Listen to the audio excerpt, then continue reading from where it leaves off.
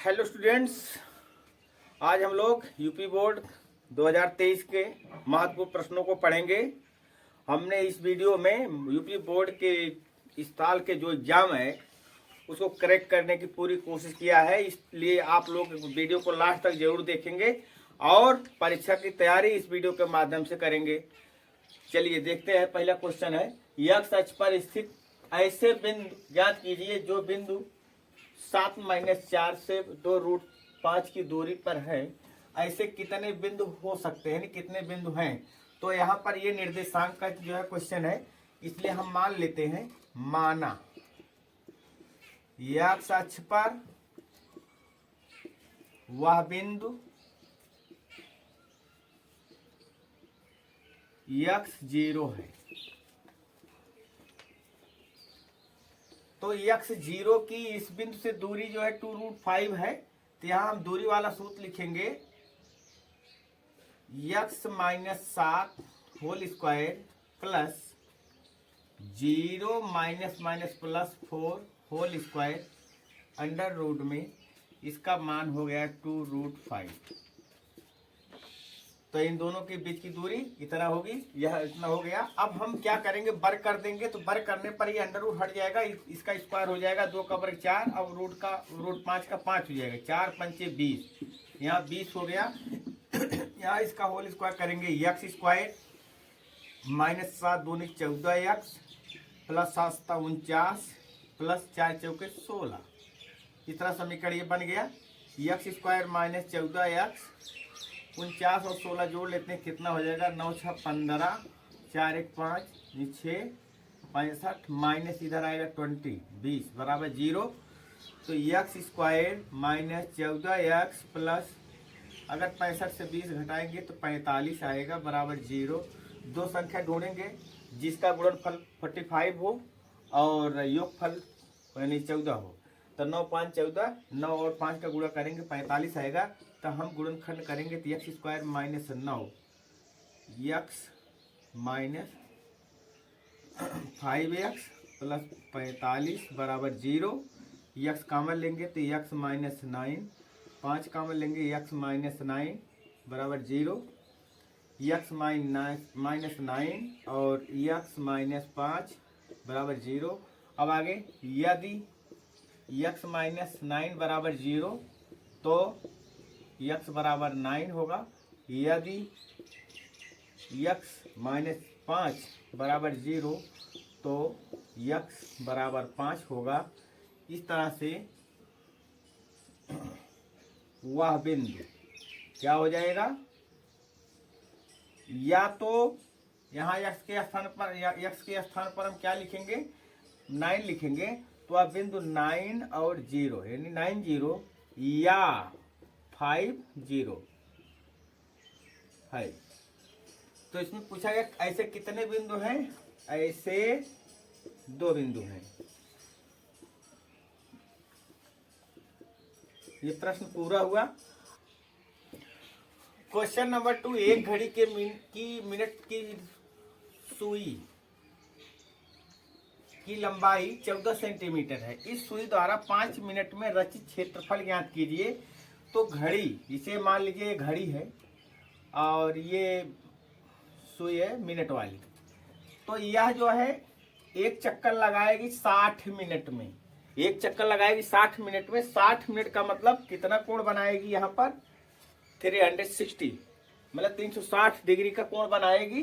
तो 5 मिनट में कितना बनाएगी, सबसे पहले हम इस प्रश्न में निकालेंगे थीटा की वैल्यू। थीटा बराबर क्या होगा, यानी 60 मिनट में 360, तो 5 मिनट में हम क्या करेंगे, 360 को पहले 60 से डिवाइड कर देंगे तो 1 मिनट का आ जाएगा, फिर 5 से गुणा कर देंगे 5 मिनट में, इसको काट देंगे, 6 आ जाए 6 पंचे 30, यानी 30 डिग्री हो गई इसकी वैल्यू, थीटा की वैल्यू। यानी जो सुई है मान लीजिए यहाँ से 5 मिनट में यहाँ आ गई, तो इसके द्वारा सुई द्वारा रचित क्षेत्रफल यही हो गया।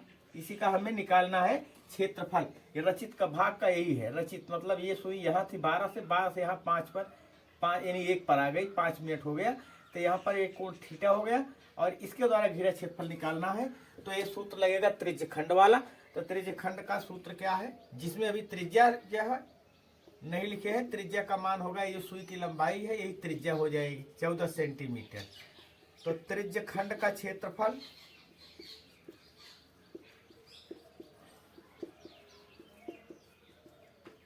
पाई आर स्क्वायर थीटा बटे 360, यही फार्मूला होता है। पाई की वैल्यू 22/7, आर का मान यहाँ पर 14 लिखा गया है, 14 × 14, थीटा की वैल्यू है 30/360।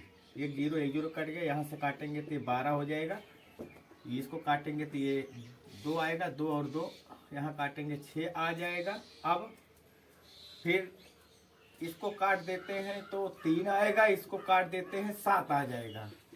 22 और 7 का गुणा करेंगे 154 होता है, 154/3, 3 × 5 = 15 और यहाँ 3 × 1 = 3, नहीं कट रहा, 3 × 3 = 9, 3 × 3 = 9 सेंटीमीटर स्क्वायर। इस तरह से ये प्रश्न पूरा हुआ। तो आज के वीडियो में हम यानी 4 नंबर और 6 नंबर के प्रश्नों को कवर करने की कोशिश किए हैं, जो कि परीक्षा की दृष्टि से ज्यादा इम्पोर्टेंट है। अब इसके बाद हम अगला क्वेश्चन देखेंगे, क्वेश्चन नंबर 3। क्वेश्चन नंबर 3 सिद्ध कीजिए कि cot theta upon cosec theta +1 plus cosec theta +1 अपान cot थीटा = 2 sec थीटा। इसको प्रूव करना है तो हम लिखेंगे लेफ्ट हैंड साइड, और लेफ्ट हैंड साइड में क्या होगा, पहले हम इन दोनों का तिरछा गुणा कर देंगे। तो यहाँ इसका गुणा करेंगे तो आ जाएगा cot स्क्वायर थीटा प्लस इसका करेंगे कोसेक स्क्वायर थीटा +1 का कोसेक थीटा +1 का होल स्क्वायर।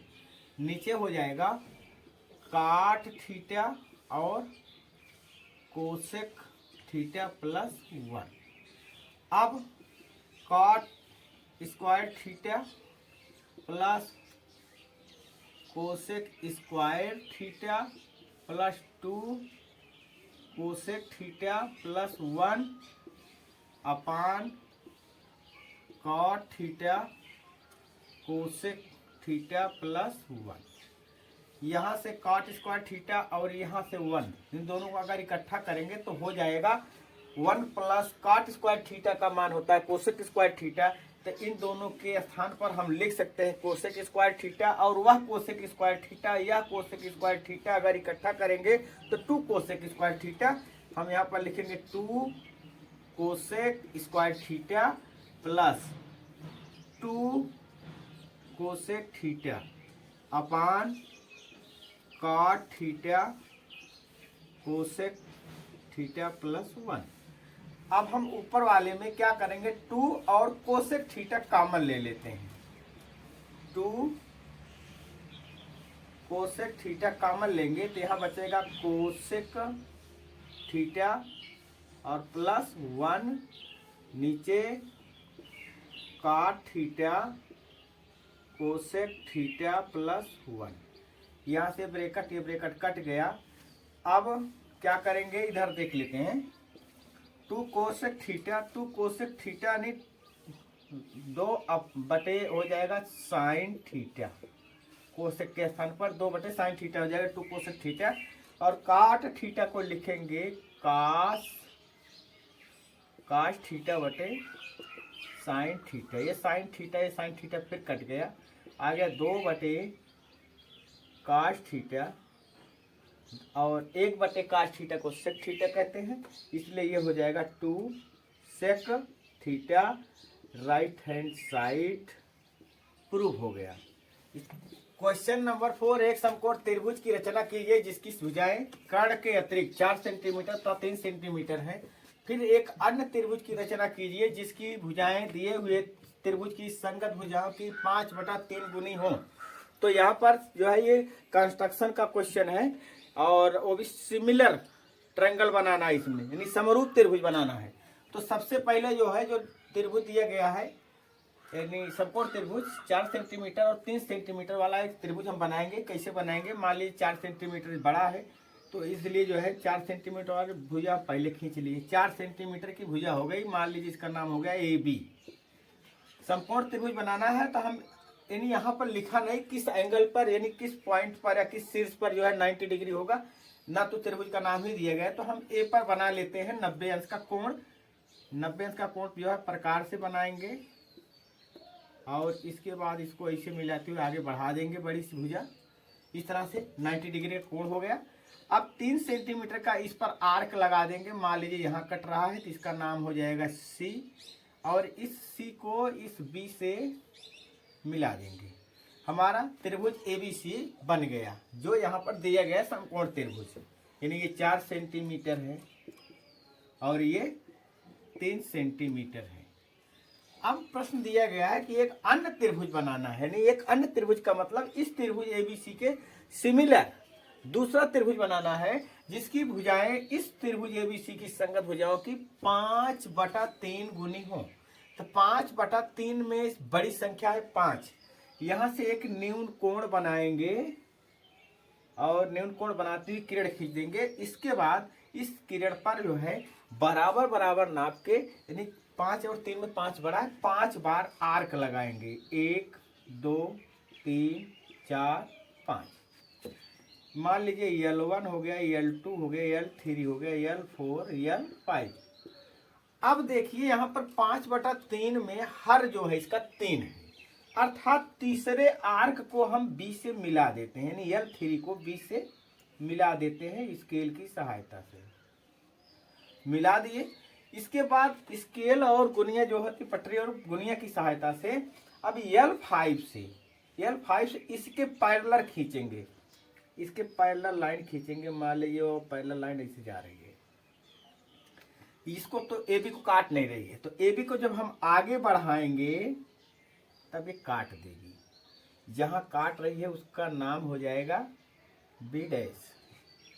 फिर यहां से जो है अब BC के पैरेलल हमें खींचना है।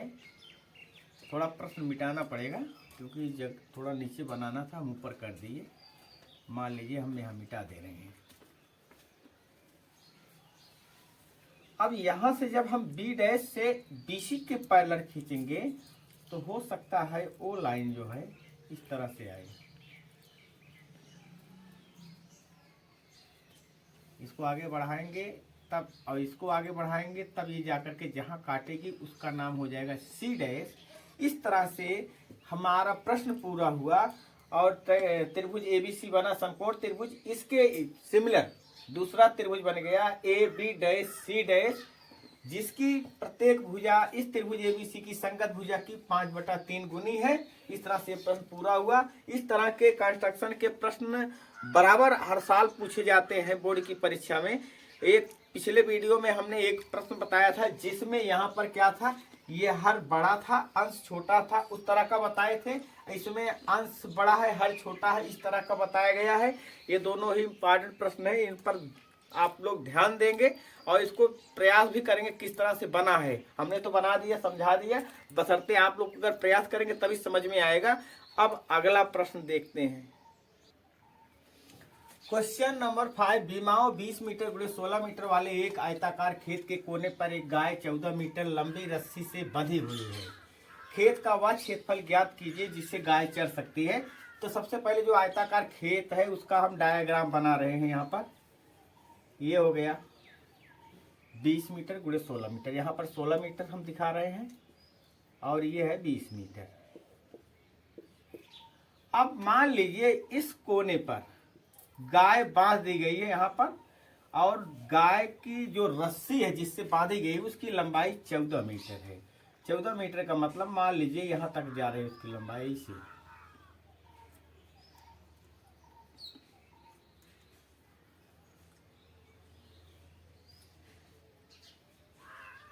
ये 14 मीटर। तो गाय जो है इतने जगह की घास को चर लेगी। तो इसका हमें निकालना क्या है, एरिया। इसी का हमें एरिया फाइंड करना है। तो इसके लिए यहाँ पर एक चीज हम आप लोगों को बता दें, जो क्वेश्चन में दिया गया है 20 मीटर और 16 मीटर, इसका कोई मतलब इस प्रश्न में इसका कोई रोल नहीं है, क्योंकि हमें इसी का एरिया निकालना है और हम इसका एरिया निकाल लेंगे त्रिज्यखंड के फार्मूले से। तो इसलिए 20 मीटर और 16 मीटर का यहाँ पर कोई इस्तेमाल नहीं होगा इस प्रश्न में। इसको केवल उलझाने के लिए, भटकाने के लिए कि हम लोग उसको देखेंगे प्रश्न को और उस पर ध्यान देंगे, उस तरह से एरिया निकालेंगे तो हो सकता है कहीं गलती हो जाए जोड़ने में, घटाने में, भटकाने के लिए प्रश्न में दिया गया है। बाकी उसका कोई रोल नहीं है, रोल केवल 14 मीटर का है बस। और यहाँ पर जो आयताकार है इसका मतलब यहाँ पर थीटा की वैल्यू हो जाएगी 90 डिग्री। तो हम लगाएंगे त्रिज्यखंड वाले त्रिज्यखंड के क्षेत्रफल वाले फार्मूले से। चरा गया खेत का क्षेत्रफल बराबर पाई आर स्क्वायर थीटा बटे 360, 22/7। आर का मान दिया गया है 14, जो रस्सी है वही त्रिज्या का काम करेगी। नहीं 14 गुणे थीटा का मान 90/360 हो गया। इसको काट देंगे, 4 बार जाएगा, यहाँ से काटेंगे 2 होगा, ये 7। अब ये 7 और ये 7 कट गया, फिर 2 से काटेंगे, ये भी 7 हो जाएगा। 22 और 7 का गुणा करेंगे, 22 सत्ते 154 सेंटीमीटर स्क्वायर। ये इस प्रश्न का उत्तर हो गया और इस तरह से प्रश्न पूरा हुआ। अगला प्रश्न, क्वेश्चन नंबर 6 है। हरप्रीत 2 भिन्न भिन्न सिक्कों को एक साथ उछालती है। तो माना एक सिक्का जो है 1 रुपए का है, दूसरा 2 रुपए का। इसकी प्रायिकता क्या है कि वह कम से कम एक चित्त प्राप्त करेगी। अगर 2 सिक्का एक साथ उछालेगी तो क्या क्या घटना घटित होगी। हम पहले यहाँ लिख रहे हैं कुल घटना है। कुल घटना यानी टोटल इवेंट क्या होगा। कुल घटना में हो सकता है दोनों में हेड आ जाए, मतलब चित आ जाए। चित का मतलब हेड, पट का मतलब टेल।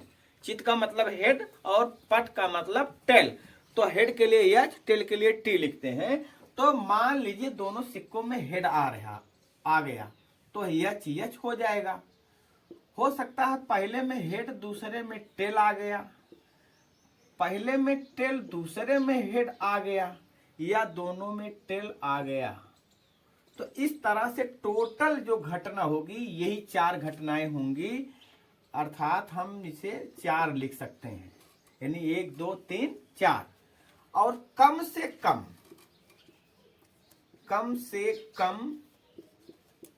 एक चित्त प्राप्त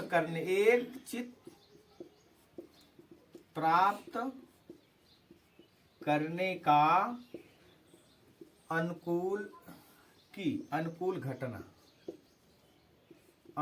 घटना ये क्या होगी। कम से कम एक चित्त का मतलब इसको ले सकते हैं, दोनों चित्त चलेगा, यानी एक चित्त होना अनिवार्य है। तो इसको भी ले सकते हैं, इसको भी ले सकते हैं और इसको भी ले सकते हैं। तो यहाँ हो जाएगा एच पहली घटना, एच टी दूसरी घटना, टी एच तीसरी घटना। इस तरह से ये अनुकूल घटना कितना हो गई 3। तो प्रायिकता क्या होगी। प्रायिकता का जो फार्मूला है, प्रायिकता PE इक्वल टू होता है अनुकूल घटना बटे कुल घटना। तो अनुकूल घटना हमने निकाला है 3, कुल घटना निकाले हैं 4, 3/4 यही हमारा आंसर हो गया। इस तरह से प्रश्न पूरा हुआ। अब हम प्रश्न नंबर 7 की तरफ चलेंगे। क्वेश्चन नंबर 7 है। लोहे की एक ठोस गेंद की त्रिज्या 9 सेंटीमीटर है। इसे पिघलाकर 3 छोटी ठोस गेंदें बनाई गई हैं। यदि उनमें से 2 की त्रिज्याएं क्रमशः 8 सेंटीमीटर और 6 सेंटीमीटर हैं तो तीसरी गेंद की त्रिज्या ज्ञात कीजिए। मेंसुरेशन का क्वेश्चन है, गोला से संबंधित है। तो इस एक गोला ये है, बड़ा सा एक गोला है, मान लीजिए 9 सेंटीमीटर त्रिज्या का। इसको पिघलाया गया और इसके बाद छोटे छोटे 3 गोले बनाए गए। इसको पिघला करके 1 2 3 गोला बनाया गया। तो अब इस तीसरे गोले की त्रिज्या क्या होगी। इसकी त्रिज्या दी गई है, इसकी त्रिज्या दी गई, इसकी त्रिज्या दी गई है। तो हम यहाँ पर क्या करेंगे, इस पहले गोले का जो बड़ा गोला है इसकी जो त्रिज्या जो आयतन होगा, वॉल्यूम होगा, वो इक्वल होगा इसके वॉल्यूम प्लस इसके वॉल्यूम प्लस इसके वॉल्यूम के, यानी तीनों के वॉल्यूम का अगर हम योगफल निकाल लेंगे तो वो इसके वॉल्यूम के बराबर होगा तो यहाँ पर वॉल्यूम का फार्मूला लगेगा। चलिए निकालते हैं। इस बड़े गोले की त्रिज्या 9 है, इसका जो वॉल्यूम निकालेंगे वो हो जाएगा 4/3 पाई आर के स्थान पर 9 क्यूब, क्योंकि गोले का आयतन होता है 4/3 पाई आर क्यूब। तो 4/3 पाई आर क्यूब का मान, आर का मान 9 है, इसलिए आर क्यूब यानी 9 क्यूब इक्वल हो जाएगा। ये भी गोला है तो यहाँ भी फार्मूला लगेगा 4/3 पाई आर की वैल्यू यहाँ पर दी गई है 8 सेंटीमीटर 8 क्यूब प्लस 4/3 पाई, इसकी रेडियस जो है 6 सेंटीमीटर है, इंटू 6 क्यूब प्लस इसकी रेडियस नहीं मालूम है, मान लेते हैं इसकी रेडियस कितना है, आर है। तो यहाँ पर लिखेंगे 4/3 पाई आर क्यूब। अब हम क्या करेंगे कि 4/3 पाई इंटू 9 क्यूब कितना होगा, 9 को हम 3 बार गुणा करें, 9 बाई 81, 81 में अगर 9 से गुणा करेंगे 729 हो जाएगा। यहाँ पर लिखेंगे 729। यहाँ इधर हम 4/3 पाई, 4/3 पाई सब में है कॉमन ले लेते हैं, बचेगा 8 क्यूब। 8 क्यूब नहीं, 8 को 3 बार गुणा करेंगे, 8 × 64, फिर 64 में 8 से गुणा करेंगे, 8 × 4 = 32, 8 × 6 = 48, 3 × 51, 512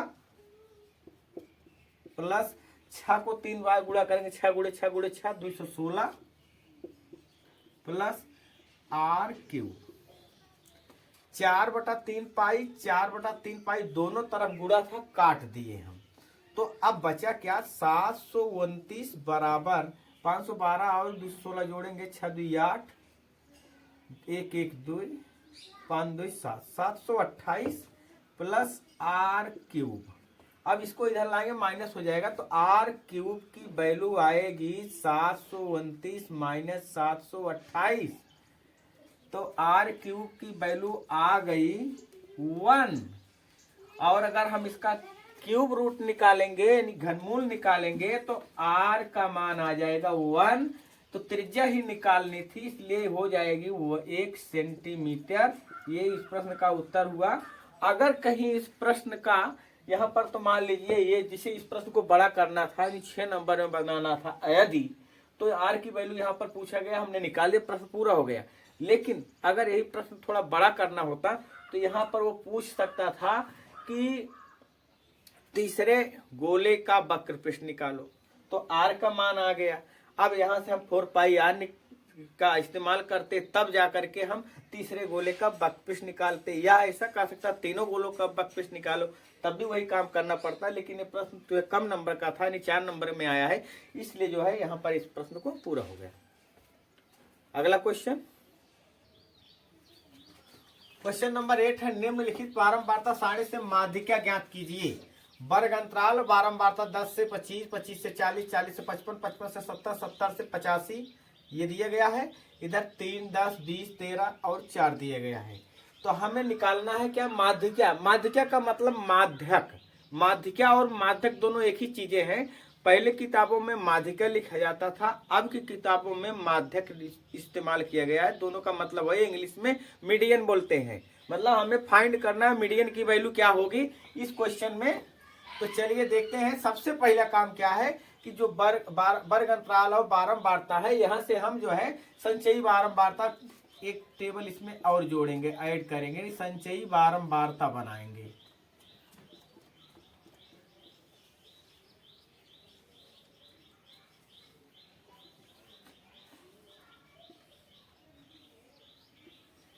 संचयी बारंबारता इसमें करना, यहाँ योग लिख देंगे, इसको जोड़ लेते हैं। 13 4 17, 20 10 30, 3 33 और 33 3 36 10 46 4 50, मतलब इसका योगफल आ गया 50। इधर संचयी बारंबारता में क्या करेंगे, पहले संचयी बारंबारता जब बनाते हैं तो सबसे पहला बार जो होता है उसकी संचयी बारंबारता और बारंबारता सेम होती है। मतलब जैसे 3 है इसकी बारंबारता, तो यही संचयी बारंबारता भी हो जाएगी। अब इसको ऐड करके यहाँ लिखेंगे, फिर इसको ऐड करके यहाँ, इसको ऐड करके यहाँ, इस तरह से संचयी बारंबारता बनेगी। तो 10 और 3 जोड़ेंगे 13 हो गया, 13 में 20 जोड़ेंगे 33 हो गया, और 33 में 3 जोड़ेंगे 36, 10 46 हो गया, 46 में 4 जोड़ेंगे तो 50 हो गया। नीचे इसको जोड़ा नहीं जाता है। तो इस तरह से जो है संचयी बारंबारता बन गई। अब हमें निकालना क्या है, माध्यक यानी माध्यिका। माध्यक का सूत्र होता है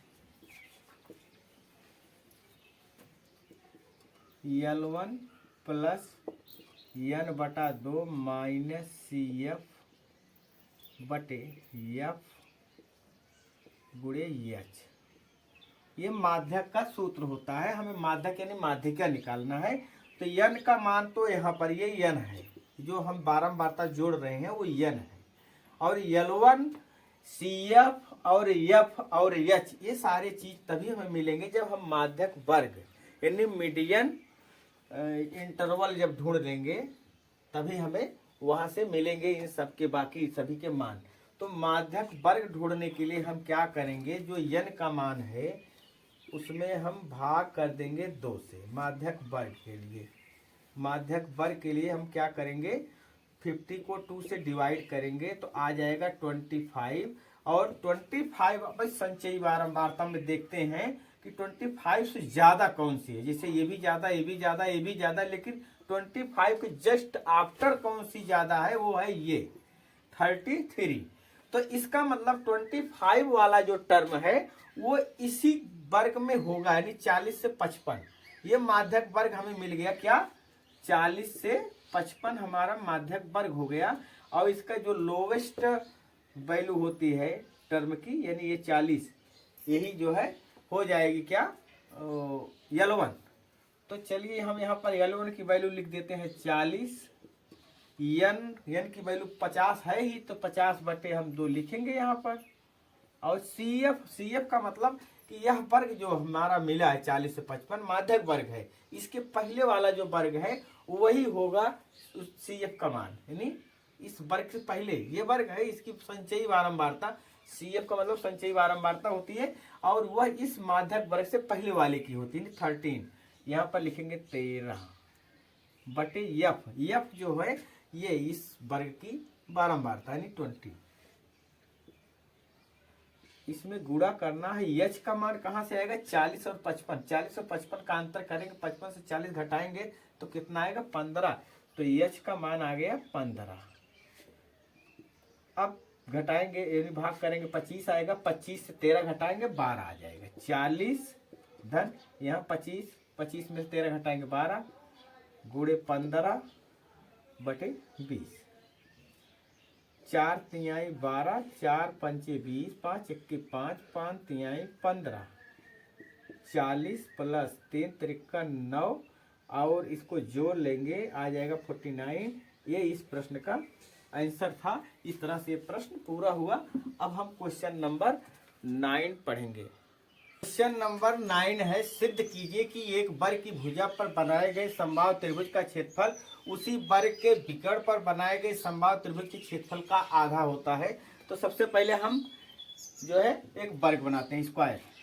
मान लीजिए ये वर्ग हो गया, नाम भी रख देते हैं ABCD। ABCD एक वर्ग हो गया। अब लिखा है कि वर्ग की भुजा पर बनाए गए समबाहु त्रिभुज। तो मान लीजिए भुजा AB ले लेते हैं, इस पर एक समबाहु त्रिभुज बनाया गया है, एक समबाहु त्रिभुज बन गया। और वर्ग के विकर्ण पर, विकर्ण ये वाला विकर्ण खींच लेते हैं, ये विकर्ण खींच लिए।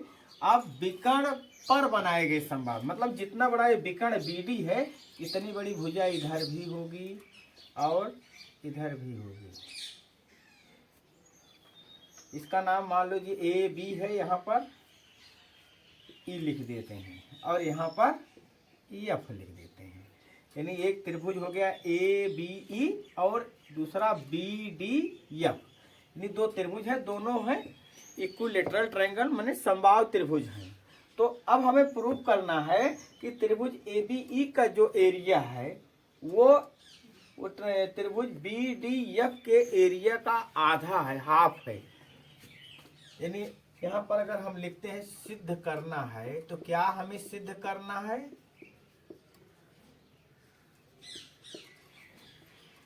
Area of A B E बराबर 1/2 area of B D F. ये हमें प्रूव करना है,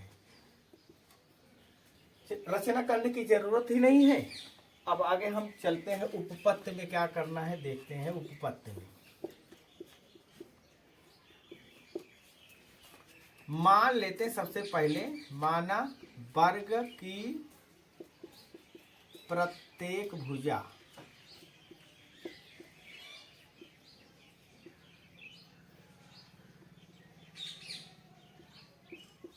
बराबर x सेंटीमीटर मान लेते हैं।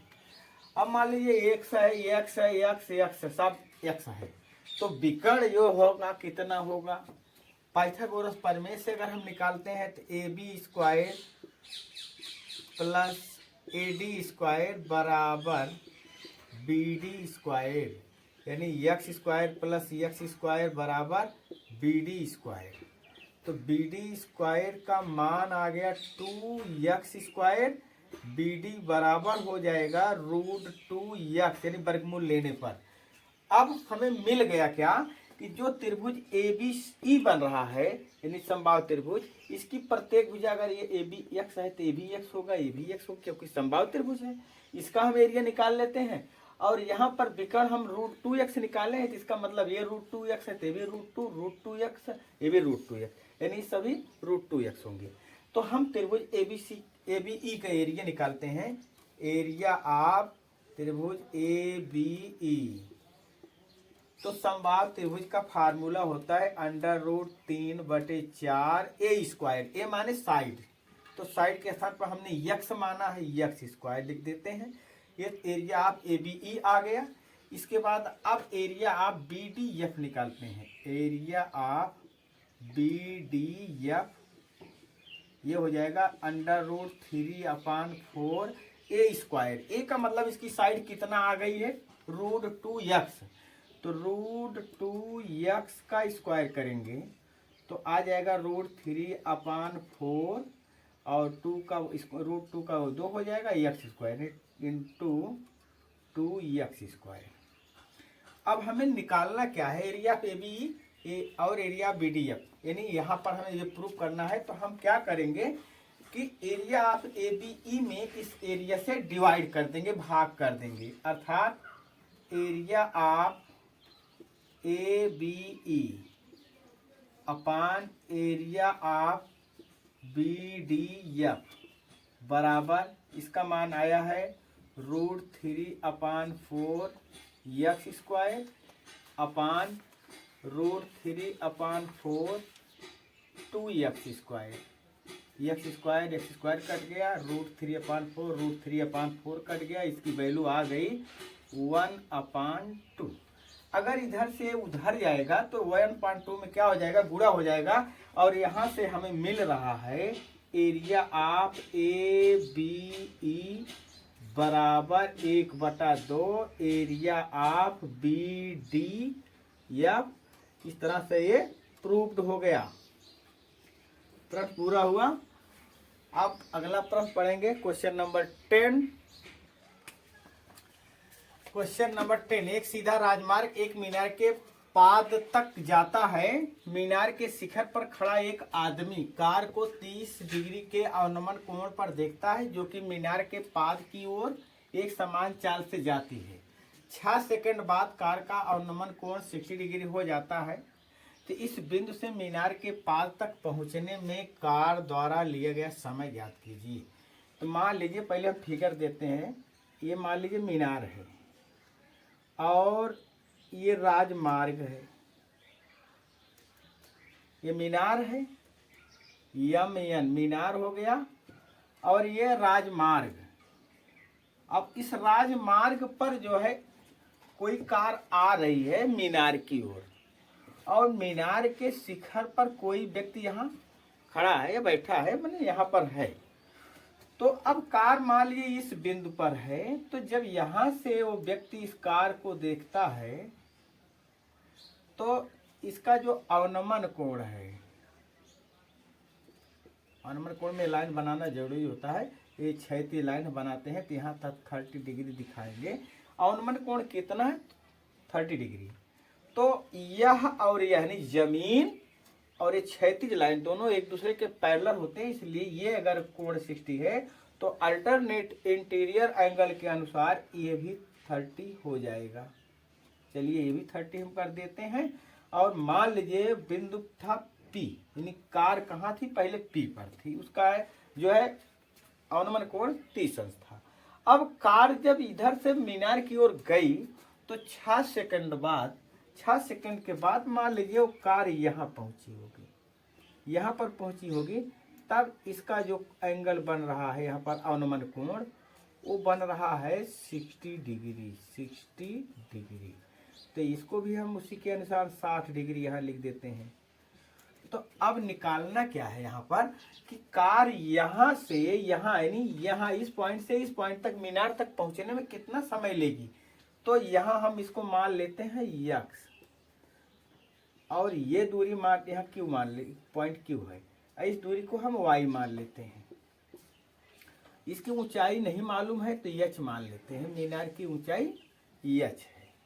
तो चलिए इसमें एक ट्रिक है, अगर इस तरह का क्वेश्चन आ जाए तो कोण जो है जैसे यहाँ 30 है 60 यानी कोण दुगुना हो रहा है तो टाइम जो है वो आधा लगेगा। नहीं कोण 30 से 60 हुआ तो इसका मतलब यहाँ से यहाँ जाने में 6 सेकंड लगा, तो यहाँ से यहाँ जाने में उसी का आधा। जब कोण हम दुगुना करेंगे तो उसका जो टाइम है वो आधा हो जाएगा। तो यानी 6 सेकंड का आधा हम करेंगे 3 सेकंड, तो हमारा आंसर तो आ गया। लेकिन ये क्वेश्चन 6 नंबर का है तो इसको हमें सॉल्व कैसे करना है। ऑब्जेक्टिव होता तो हम 3 नंबर उत्तर लगा के फुर्सत ले लेते हैं, लेकिन ऑब्जेक्टिव नहीं है, सॉल्व करना है। चलिए देखते हैं। सबसे पहले हम लेंगे ये MQN ट्रायंगल लेते हैं, यानी त्रिभुज MQN में यहाँ पर h/x बराबर tan 60 यानी 60 डिग्री, h/x बराबर हो जाएगा √3। तो x का मान निकालेंगे हम, कितना आएगा x का मान, यानी x इधर जाएगा √3 इधर आएगा, तो x बराबर h/√3 हो गया। x का मान आ गया h/√3। फिर लगाएंगे हम, क्या करेंगे अब त्रिभुज MPN, त्रिभुज MPN में इसमें क्या करेंगे, यानी ये है लंब और ये है आधार, यानी लंब बटे आधार tan होगा h बटे, यहाँ पर आधार में यहाँ से लेकर यहाँ तक यानी y यहीं तक है, x इतना है, तो टोटल डिस्टेंस कितना हुआ, x और y को ऐड करेंगे, x plus y equal to tan 30। तो h बटे x प्लस y बराबर 1/√3, तो हो जाएगा √3h बराबर x प्लस y। अब x का मान यहाँ हम निकालेंगे, इसको इधर लाएंगे माइनस करेंगे, √3h माइनस ये आएगा x बटे √3 बराबर y, अर्थात y की जो वैल्यू आएगी वो इसमें गुणा करेंगे, फिर घटाएंगे 3h से h घटाएंगे 2h, y का मान आ जाएगा 2h/√3। अब हम कैसे लगाएंगे कि कार यहाँ से यहाँ जाने में कितना समय लेगी, यहाँ पर लगाएंगे एक नियम का प्रयोग करेंगे कि चूंकि जो है पहले ये y दूरी जा रही है इतना दूरी, यानी 2h/√3, y नहीं लिखेंगे 2h/√3, y की वैल्यू हम निकाल लिए हैं h के फॉर्म में, और x की वैल्यू h के फॉर्म में निकाल लिए, तो यही h वाला फॉर्म यहाँ लिखेंगे। चूंकि 2h/√3 दूरी जाने में लगा समय बराबर 6 सेकेंड, तो अगर एक दूरी जाएंगे तो ये अपान हो जाएगा, 1 के लिए 6/2h/√3, फिर h/√3 दूरी के लिए हम क्या करेंगे, इसमें गुणा कर देते हैं। तो हम चलो यही लिख देते हैं h/√3, तो ये √3 ऊपर चला जाएगा, तब आ जाएगा 6√3h इतना ऊपर 6h और रूट ये वाला √3 ऊपर आ जाएगा, नीचे 2h √3, ये वाला √3, ये दोनों ये हो जाएंगे। यहाँ पर इसको काटेंगे, h और h काटेंगे, 6/2 मिल जाएगा हमें 3 सेकंड। इस तरह से ये भी प्रश्न पूरा हुआ। तो आज के वीडियो में बस इतना ही, इसके आगे हम अगले पार्ट में मिलेंगे। और इस वीडियो को हमारी तरफ से रिक्वेस्ट है, आप लोग पूरा देखेंगे, पूरा लास्ट तक देखेंगे और तभी आप लोगों का उसका फ़ायदा मिल पाएगा। वीडियो को ज़्यादा से ज़्यादा लाइक करें, शेयर करें, अगर चैनल पर नए हैं तो सब्सक्राइब ज़रूर करें।